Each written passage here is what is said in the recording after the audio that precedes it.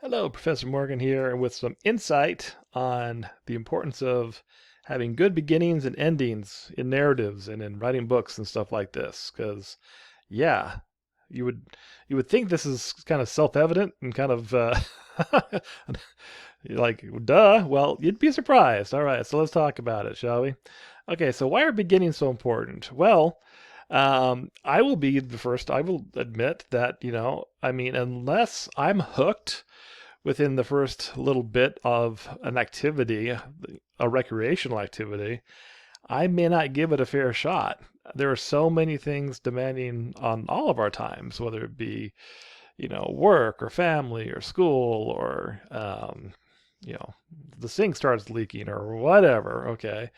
And if we're going to decide that we're going to invest time into something, we need to make sure that as writers, we have an engaging, interesting opening that's going to hook the reader and make them want to read more.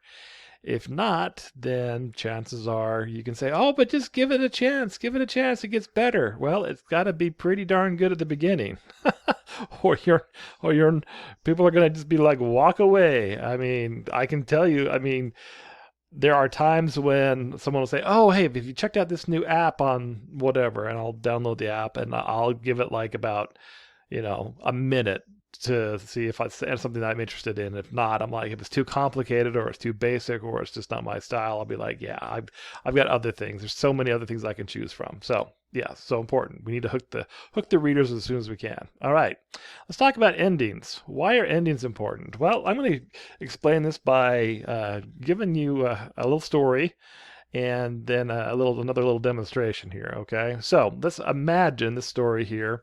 You've got this couple here, and they decide they've been dating for a while, and he's kind of got the courage to finally, it's like I'm gonna, you know, tell her something kind of special tonight, and so he decides that they take this little romantic walk after this nice date they have. And they see the sunset, and as they're saying good, so the date ends, and as they're saying goodbye and goodnight, um, he says to her at her doorstep, "I just, I just want to let you know, I've been meaning to tell you this for a while.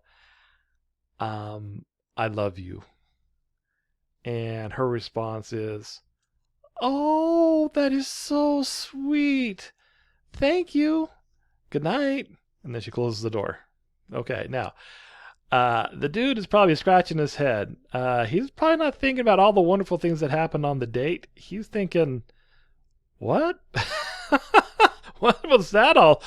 How did what? What did she mean by that?" Okay, kind of an unfulfilling, unsatisfying ending to kind of what he was hoping for or expecting, and that's problematic.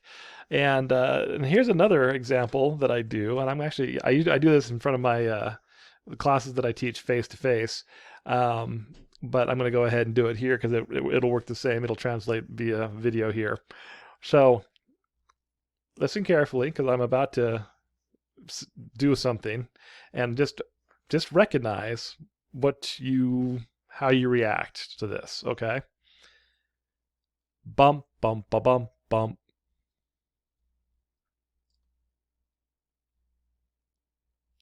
Okay. Now there are times when I am in a face-to-face class. I will actually like knock and with that cadence. I'm not going to do that here because you wouldn't hear it, and plus my dog would go crazy. So so in front of the class, I'll go bump bump ba bump bump, and then I'll just wait. And inevitably, a student or two will go bump bump. I'm like, what? Why did you do that? And they're like, "Well, what?" So I said, "Okay, hold on." So I do it again, and then this time even more students go bump bump. I'm like, "What are you all doing? Why are you all doing the bump bump?" And they're like, "Well, because you didn't finish. You didn't finish. They wanted a resolution, and if we don't have a satisfying resolution to a story, it can be very like, Okay, well, you know what? I don't feel satisfied.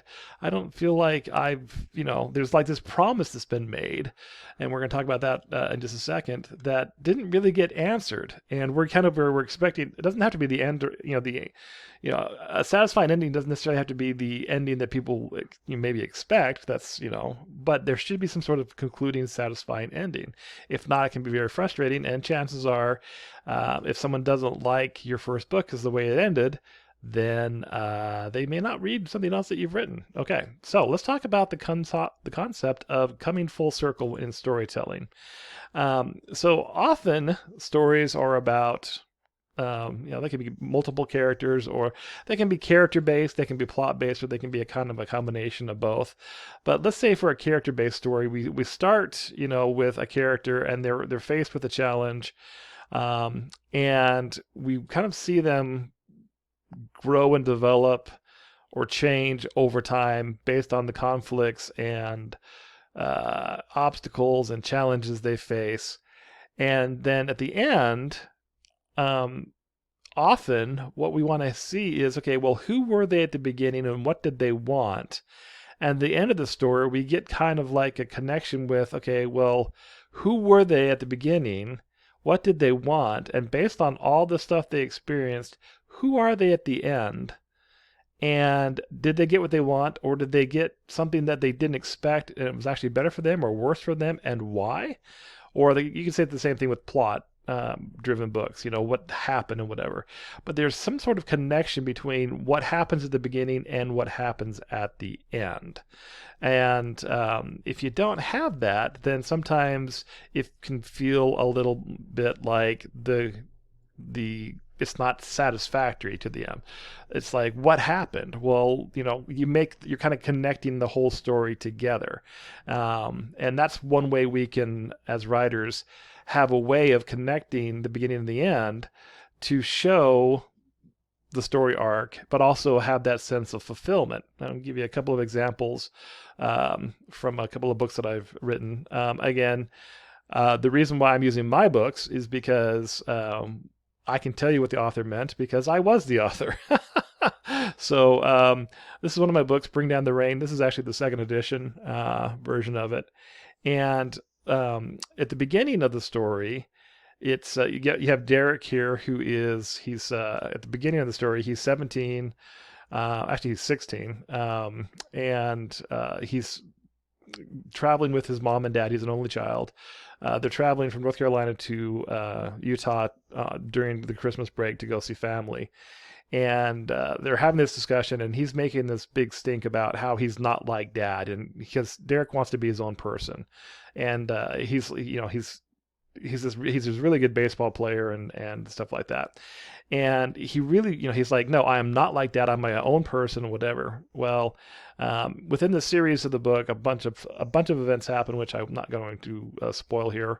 And that as he goes through the different challenges and stuff like this, as the story ends, he recognizes that he's actually a lot more like his dad than he thought. And actually, he realizes how grateful he was because of that, because it helped him kind of deal with the challenges that he had to face. So, the very first line is, I am not just like dad. That's actually the very first line of the book. And at the end, it kind of like, he's like reflecting about like that situation. It's like, maybe I am more than like a dad than I thought, and I'm grateful for that. All right, let's talk about another one. So this is The Waxing Moon. So I actually wrote, it's called the Bearwan Chronicles. It's 3 stories, 3 books: The Hidden Sun, The Waxing Moon, and The Zealous Star. So this is the second of 3 books. Now listen very carefully, okay? Oh, well, that was fun. Let's put this back here. Okay, so listen very carefully. There's this urge or this trend where I'm seeing more and more writers want to end on cliffhangers. No, this is not Netflix, okay? So how do you have a satisfying book that is the second book in the series, and it's, how does that work? Well, imagine, I look at it this way: there's like an overall arc between all 3 of the stories, but inside of each story is a beginning, a middle, and an end, and has a conclusion, but it leaves the door open for other parts. So in this case, that's something to consider when you are talking about circular endings, and it hopefully gives you some insight on beginnings and endings. There you go.